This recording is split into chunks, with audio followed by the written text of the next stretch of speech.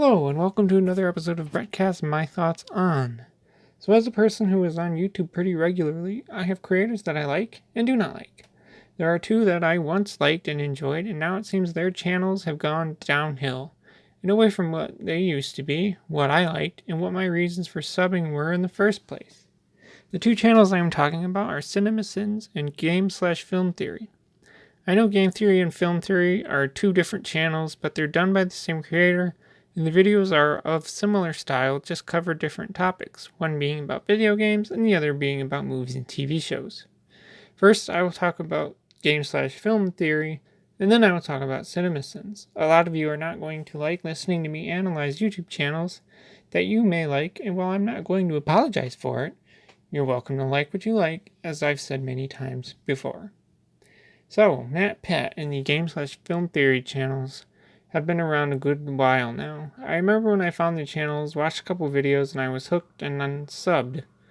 That's what I am calling the good old days of Game/Film Theory. Well, mostly Game Theory, as Film Theory came along much later.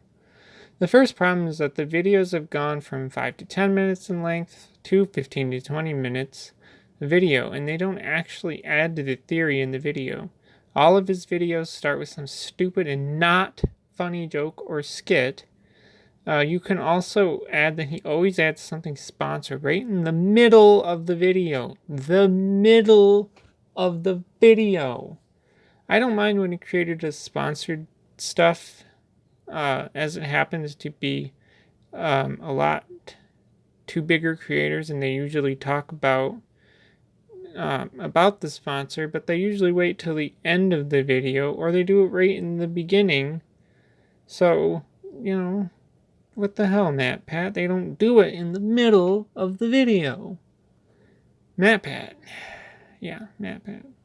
His videos have become a lot more offensive and triggery, and I don't think he knows it. Like, I watched the video about how rich a Pokemon Master is, and he made a comment about hitting on Misty, who's a 12-year-old girl, and that would have several legal problems, MatPat.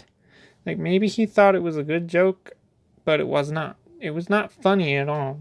He's also trying to pronounce Japanese words, was having difficulty with it, and then thought of the letters in relation to anime characters and stuff, basically just shitting on the Japanese language, because he doesn't know how to say it and gave up on trying.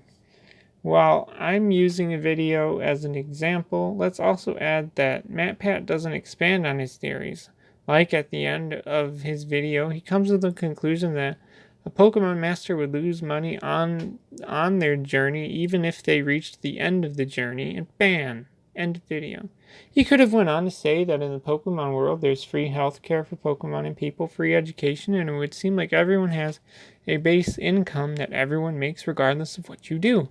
I could add to that sometimes they have free food during events like the Pokemon League. The point is that MatPat could have added so much to this theory, but he got to the end goal of the video and was done with it. When you look at his channel, you see that MatPat seems to focus on making Five Nights at Freddy's theories over anything. When I go to the search bar on YouTube and type in Game Theory, the first suggestion that comes up is Game Theory Five Nights at Freddy's, which is really sad. What's even more sad is that the Game Theory channel has 22 videos that are just about Five Nights at Freddy's, which is more than any other game he's covered. A lot of his theories have been fully disproven. Hell, I even did it to his Film Theory channel about the Transformer one. That video goes to show how lazy it seems MatPat has gotten with his videos. I can tell you that when I watched the Transformers video, I got the feeling that he has not even watched any of the Transformers movies, and that all his information for the theory came from a Wikipedia synopsis about the movies. One more sad thing, more sad than the 22 Five Nights at Freddy's videos, is that a while ago I learned that MatPat himself doesn't even work on the majority of the scripts for his videos. I know this because I watched a video about a person detailing their experience working on a script that was supposed to become a Game Theory video. Now, this is a good and bad thing. It's bad because it seems pretty damn lazy on MatPat's part, and it's just not acceptable because there's a lot of work to, and it's not good. Like, it's not good, but acceptable-ish, because there's a lot more work to edit together one of his videos. So I suppose MatPat doesn't have all the time in the world, but I think it's no excuse not to write your own scripts. Last thing I want to say is that MatPat really only does videos about whatever is hot and trending for the week or month or whatever time frame he works on. Like recently there was that whole lawsuit with PUBG and Fortnite. And what do you know? The Game Theory channel did videos on PUBG and Fortnite. Why is that? Because it's popular, and you gotta capitalize on what is popular and take advantage of this to the fullest.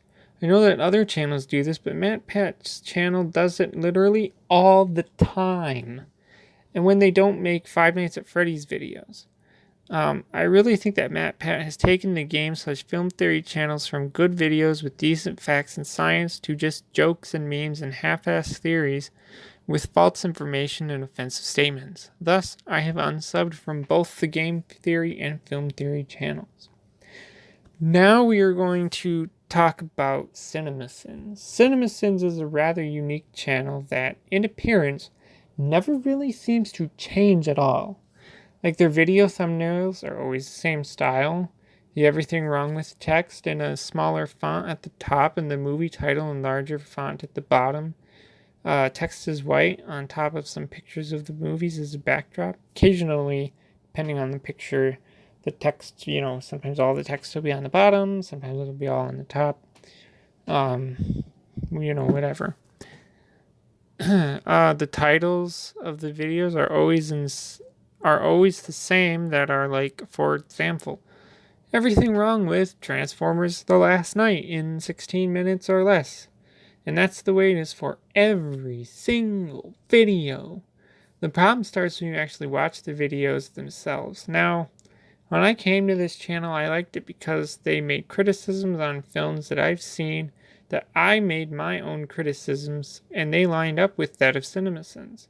The occasional joke was fine at the time.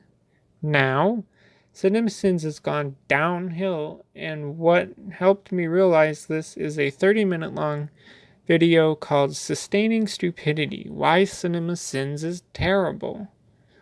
The video has several good points that I want to touch on here, as well as give a little thanks to the creator of this video for uploading it and showing me the truth about this channel. So the first point is that, according to the guy that does the voice for the channel, they are playing a character, a stuck-up film snob type, and I honestly never got that from the many videos I've watched. This is because a true film snob wouldn't just overanalyze a movie. They would tear it apart and make a 3-hour long deep analysis of the movie. They wouldn't make jokes, and their information wouldn't be false either. So I believe that the whole playing a character thing seems like a pile of bullshit.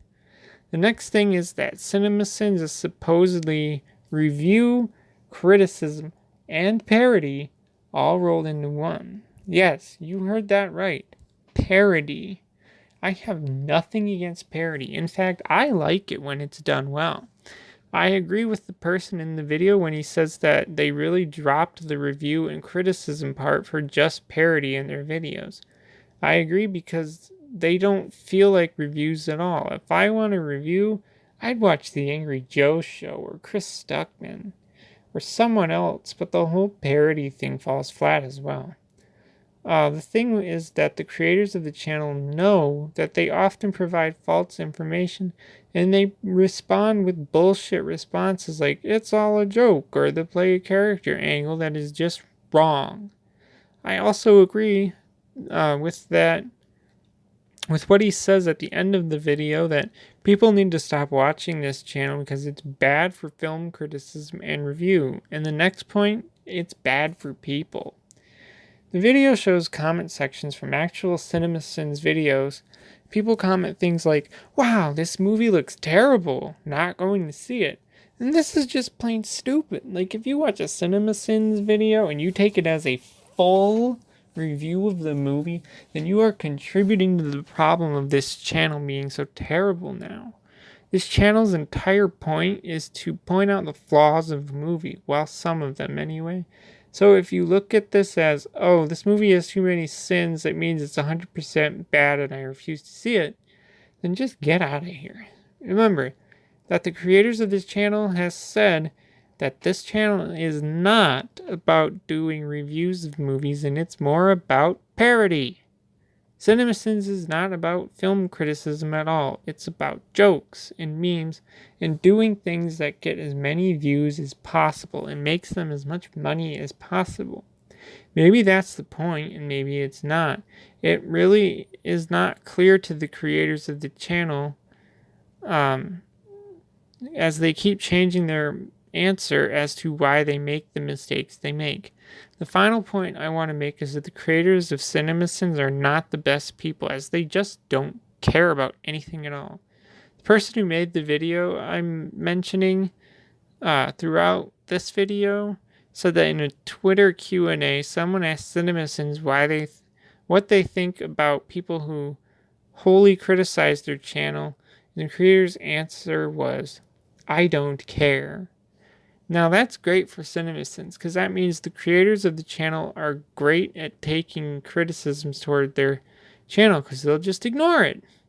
Like, even if someone says something that could vastly improve the channel, they'll just ignore it and keep doing what they're doing. I want to tell you that it disappoints me seeing these channels going downhill the way they are, and I can come up with ways to fix them. I really want to, but these are channels that are doing whatever they can to survive and stay relevant in this time, which isn't easy. I'll give them 1 point each for flexing and keeping someone relevant in 2018, and that's it. These YouTube channels are something I will no longer watch and have unsubbed from, and keep them off my recommended sections and any other sections on my YouTube homepage. But that's all I have to say. So if you want to add the conversation, leave a comment below. I'd like to hear what you have to say about these YouTube channels if you watch them. As always, thanks for listening and goodbye.